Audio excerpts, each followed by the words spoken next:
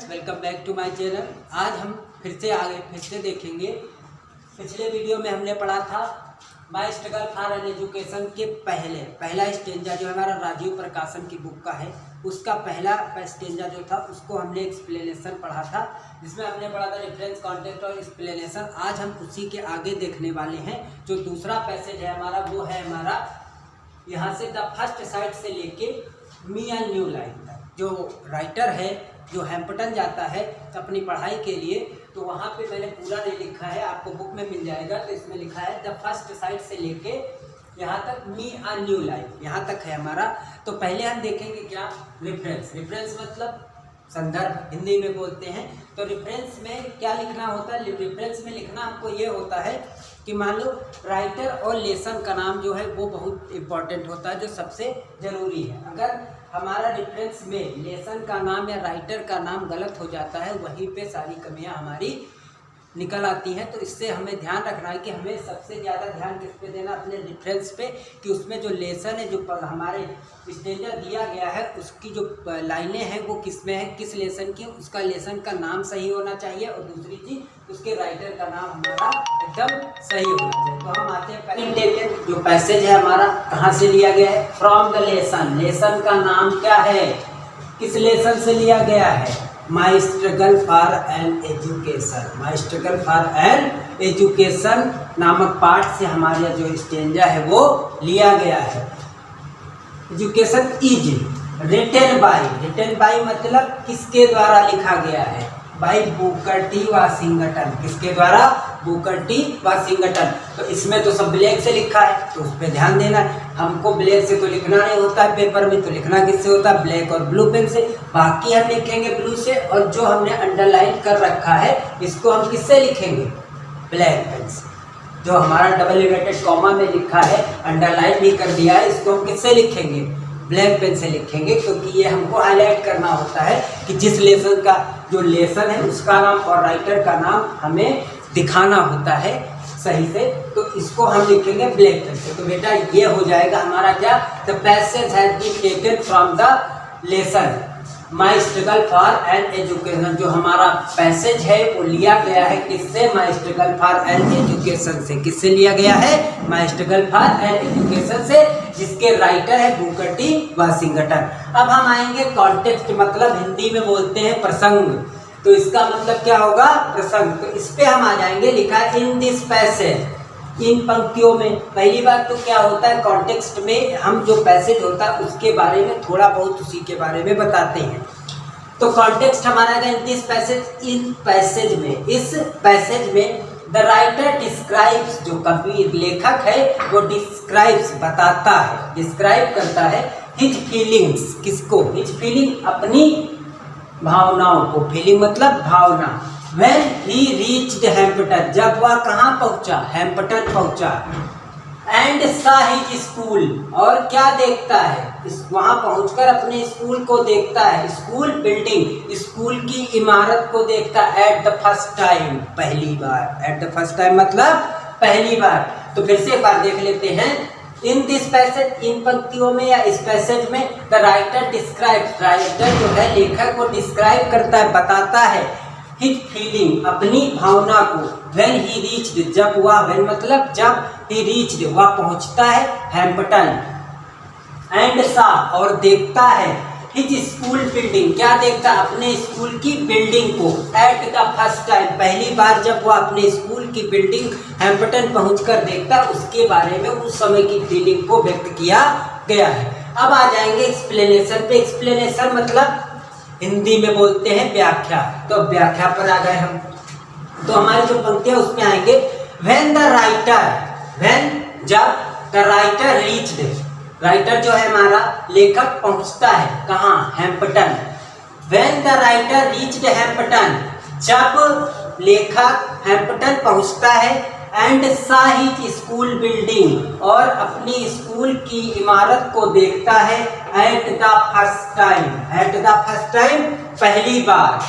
He became very glad, वह बहुत प्रसन्न हो जाता है। वह क्या हो जाता है? बहुत प्रसन्न हो जाता है। It was a 3 story brick. 3 story brick का मतलब 3 मंजिला इमारत। 3 स्टोरी ब्रिक मतलब 3 मंजिला इमारत। It was a 3 story brick building. यह 3 मंजिला इमारत होती है। 3 स्टोरी ब्रिक बिल्डिंग मतलब 3 मंजिला इमारत होती है।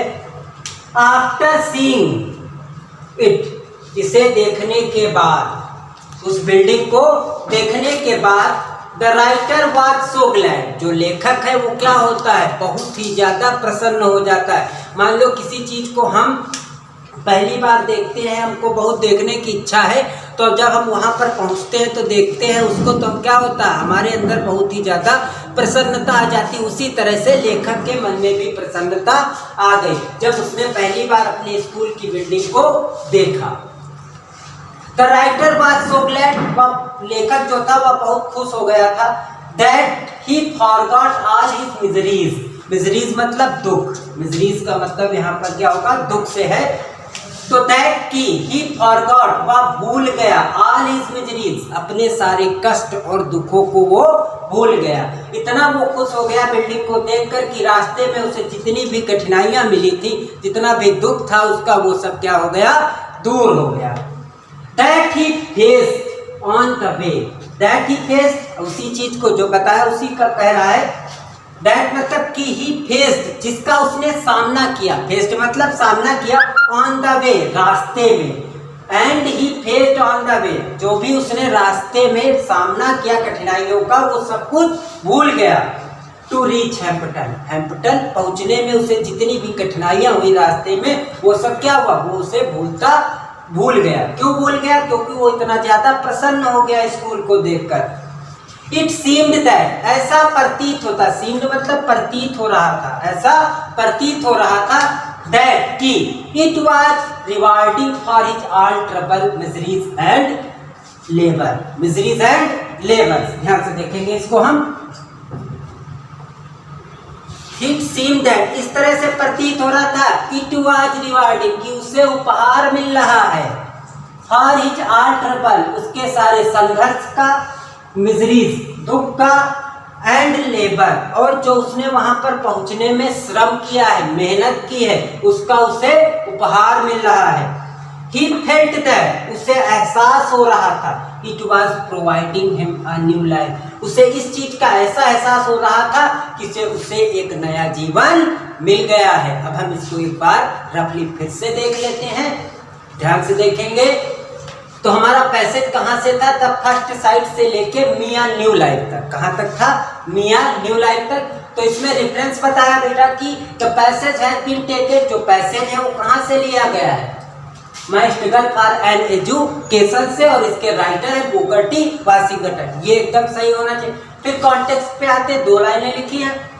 इन दिस पैसेज, इन पंक्तियों में या इस पैसेज में द राइटर डिस्क्राइब, जो राइटर है, लेखक है, वो डिस्क्राइब बताता है हिज फीलिंग, अपनी भावनाओं को, व्हेन ही रीच्ड हैम्पटन, जब वह हैम्पटन पहुंचता है, एंड सा his school building at the first time, और जब वह हैम्पटन पहुंचकर स्कूल की बिल्डिंग को पहली बार देखता है। एक्सप्लेनेशन पे आ जाएंगे आप। When the writer reached Hampton, जब राइटर जो लेखक है वो कहाँ पहुंचता है, हैम्पटन पहुंचता है, एंड सा हिज स्कूल बिल्डिंग, और अपनी स्कूल की इमारत को देखता है, एट द फर्स्ट टाइम, पहली बार, ही बिकेम वेरी ग्लैड, वह बहुत प्रसन्न हो जाता है। It was a 3 story brick building, वो बिल्डिंग जो है वो 3 मंजिला इमारत है। आफ्टर सीइंग इट, उसे देखने के बाद, the writer was so glad, जो लेखक है वो क्या होता है, बहुत ही ज्यादा खुश हो जाता है। That he forgot all his miseries, वो अपने सारे कष्टों को, दुखों को क्या करता है, भूल जाता है। That he faced on the way to reach Hampton, जो रास्ते में हैम्पटन पहुंचने में उसने झेले थे या उसको सामना करना पड़ा था। इट सीम्ड दैट, ऐसा प्रतीत होता था कि इट वाज रिवार्डिंग, उसे एक उपहार मिल रहा है, फॉर हिज ऑल ट्रबल्स, उसके इस संघर्ष का, ट्रबल मतलब परेशानियों का, मिजरीज दुख का, एंड लेबर, और उसके मेहनत या श्रम का। He felt that, उसने एहसास किया, it was providing him a new life, उसे ऐसा एहसास हो रहा था, it was providing him a new life, उसे एक नया जीवन मिल रहा है। अब स्टूडेंट्स, अगले वीडियो में हम अगला पैसेज देखेंगे। तब तक के लिए थैंक्स फॉर वॉचिंग।